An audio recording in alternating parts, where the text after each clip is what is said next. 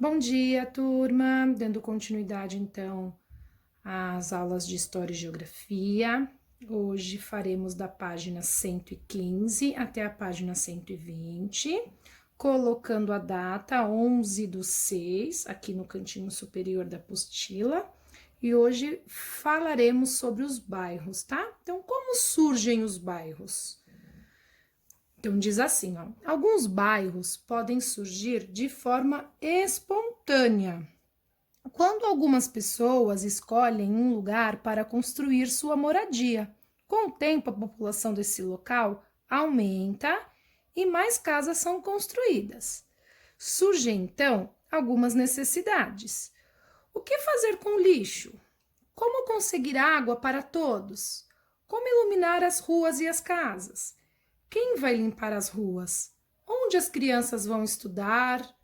Onde construir o posto de saúde? Porque esses serviços são serviços importantes para a gente ter um conforto, para a gente ter uma segurança, para a gente ter saúde, né?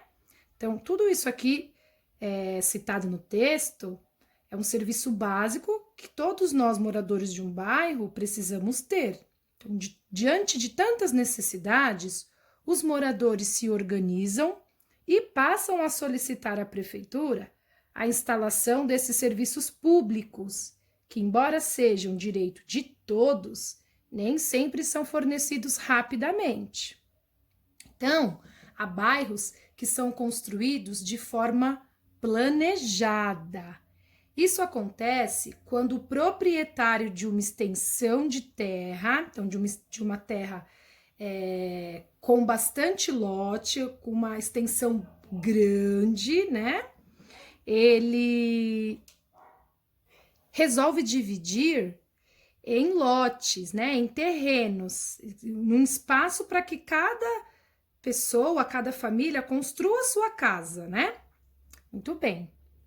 E antes de vendê-lo, consegue fazer que sejam providenciados alguns ou todos os serviços públicos necessários.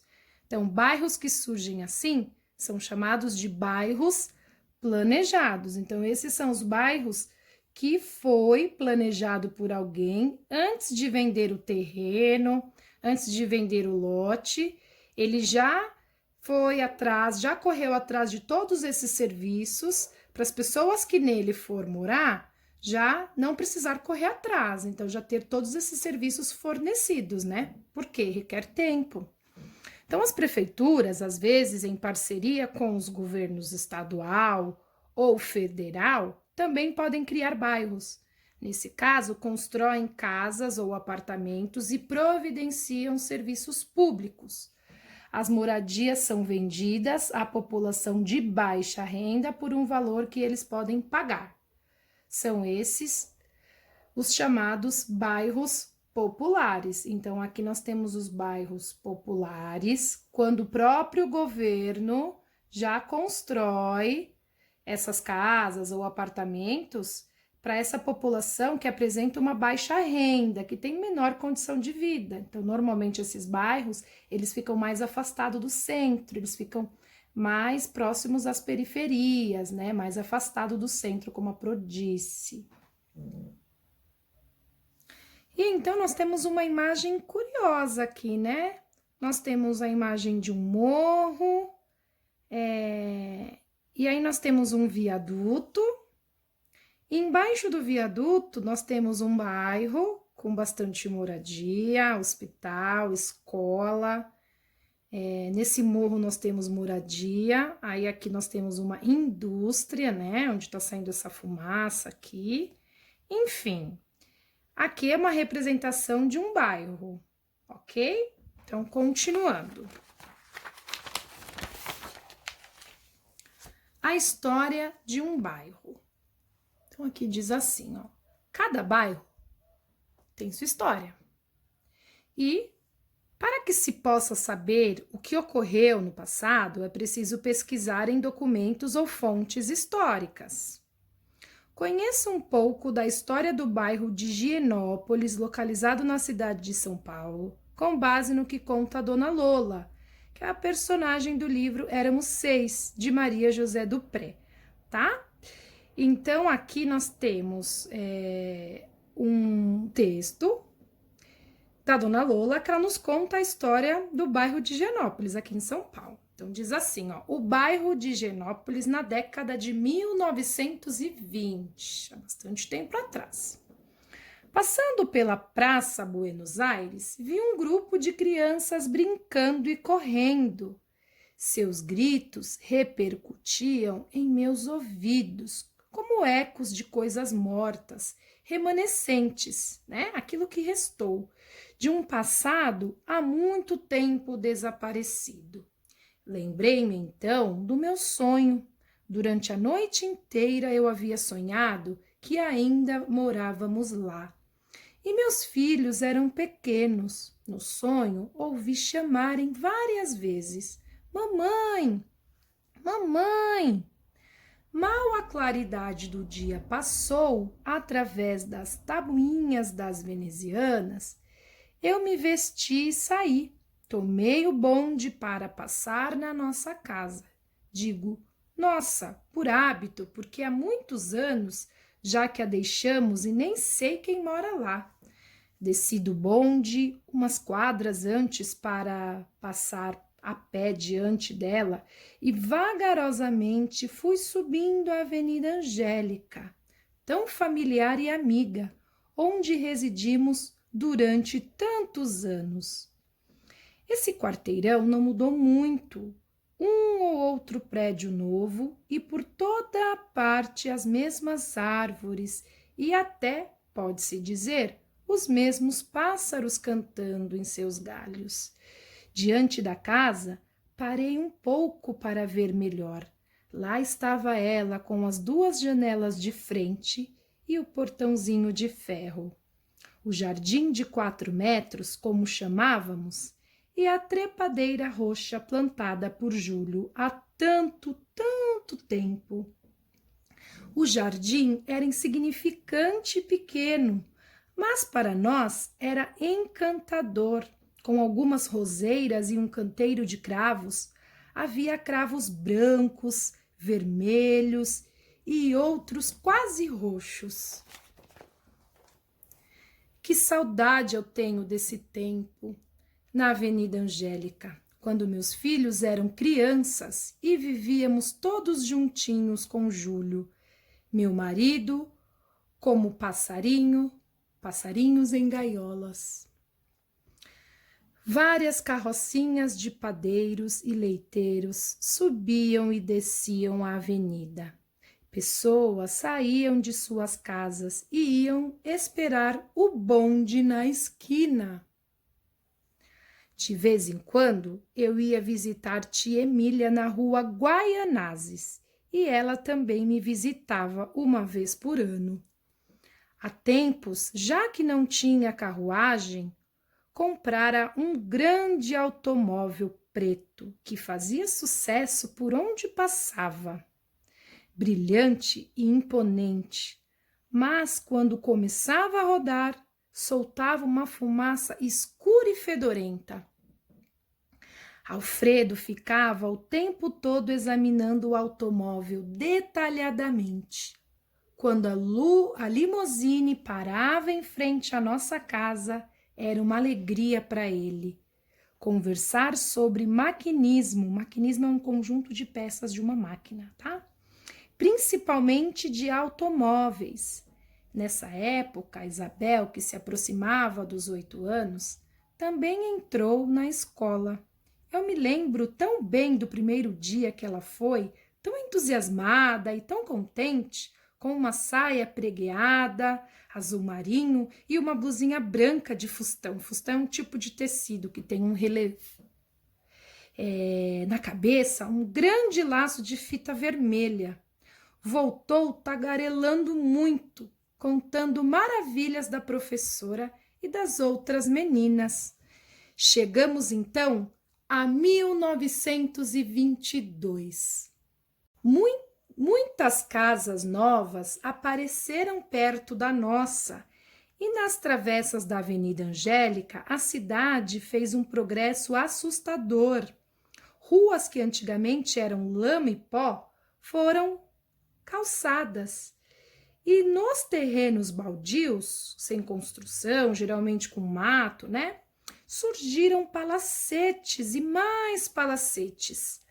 À noite, à volta da mesa da sala de jantar, conversávamos sobre o futuro das crianças. Carlos dizia que ia ser médico, Alfredo queria ser mecânico, Julinho queria estudar engenharia e Isabel dizia que ia ser professora. Ai, que linda profissão essa.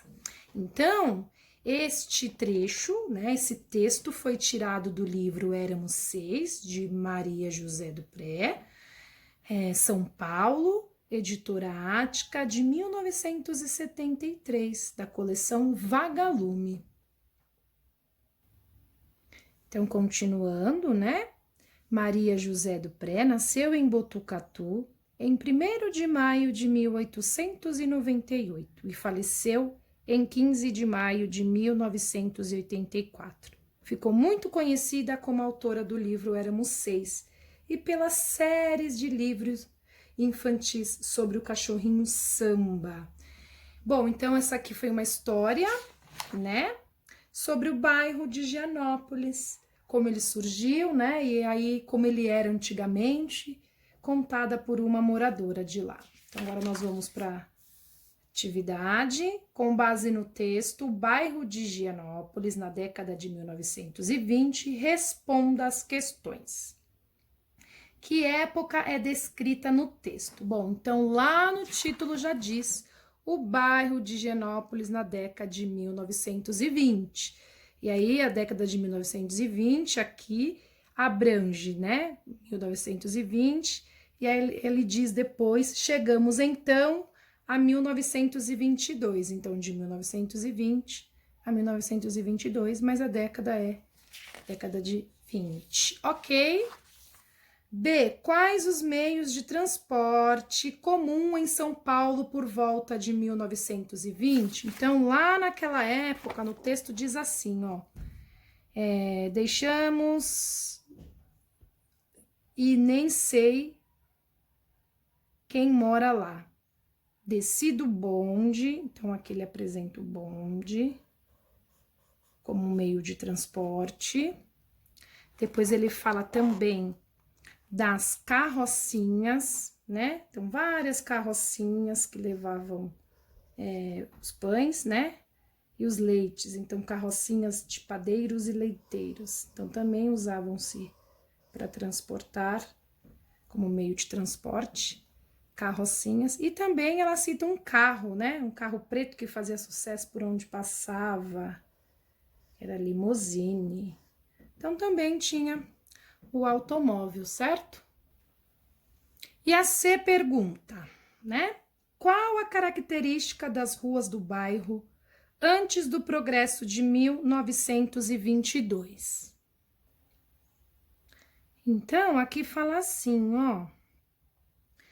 Ruas que antigamente eram lama e pó foram calçadas. Então, antigamente eram ruas de terra, né? Lama e pó eram ruas de terra.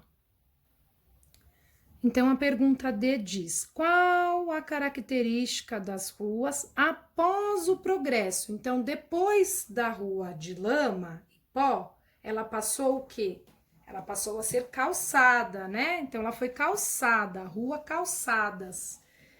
Ruas calçadas, melhor dizendo. Então, a gente pode colocar dessa forma aqui, como está no texto. Ruas calçadas. E quais trechos do texto nos ajudam a perceber que Dona Lola fala de um tempo antigo? Marque-os com lápis vermelho.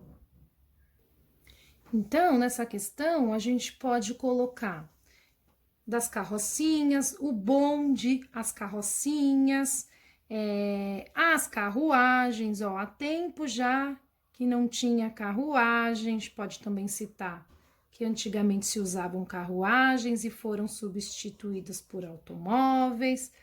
A gente pode falar também da roupa da menina Isabel, né? Que ela usava saia pregueada. azul marinho e blusinha branca de fustão. E na cabeça ela usava fita vermelha, coisas, né, uniformes que não se usam mais agora, atualmente, sim, usava-se no passado. A gente também pode falar que as ruas de terra, né, as ruas que eram de lamas e pó, foram calçadas. Então, tudo isso aqui nos faz pensarmos que eram coisas do passado. E aí a outra pergunta diz: a F. Segundo Dona Lola, que elementos do passado do bairro permaneceram apesar da passagem do tempo? Então, aqui nesse trecho diz assim, ó: esse quarteirão não mudou muito. Um ou outro prédio novo e por toda a parte as mesmas árvores. E até pode-se dizer os mesmos pássaros cantando em seus galhos, né? Então, aqui a gente pode colocar que alguns prédios permaneceram e algumas árvores também, tá? Então, aqui a gente pode colocar dessa forma. A próxima atividade diz assim: releia os textos da atividade 1 e responda com base no que você conhece do bairro em que mora. Então, no bairro onde você mora, tá? Ele é parecido com algum dos bairros citados nos textos? Com qual deles? Justifique sua resposta, tá? Então, se vocês conseguirem colocar nesse espaço aqui, vocês podem utilizar. Se não, vocês podem realizar no caderno essa atividade. 2. Faça uma pesquisa sobre os serviços públicos existentes no bairro em que você mora. Se precisar, peça ajuda a um adulto. Depois, faça o que se pede. Assinale os serviços de que o bairro dispõe. Então, o que o seu bairro apresenta, o que ele fornece para vocês. Água encanada, esgoto, iluminação das ruas, ruas asfaltadas, energia elétrica, coleta de lixo, limpeza e conservação de ruas e praças, escola pública, creche, posto de saúde. Se apresentarem todos esses serviços públicos, pode assinalar todos os quadradinhos, tá bom? E aí, se existirem outros, anote-os em seu caderno. B. Há algum serviço público que você considera importante e que não existe em seu bairro? Qual? Também no caderno. Ou pode colocar aqui se for um só, ok? E por fim, 3 diz assim: escreva 3 exemplos de documentos históricos, escritos ou não escritos, que você poderia utilizar para fazer uma pesquisa sobre a história de um bairro. Então, aqui tem exemplos de fontes escritas, de documentos que podem ser escritos, cartas, certidões, livros, jornais, revistas, etc. E fontes não escritas, documentos não escritos, que são fotografias, relatos orais, conjuntos arquitetônicos, pinturas rupestres, fósseis, monumentos, utensílios em geral. Então, quais documentos você poderia utilizar desses aqui citados para falar sobre a história de um bairro, ok? Então é isso, a gente finaliza nossa aula de História e Geografia e até a próxima. Beijos!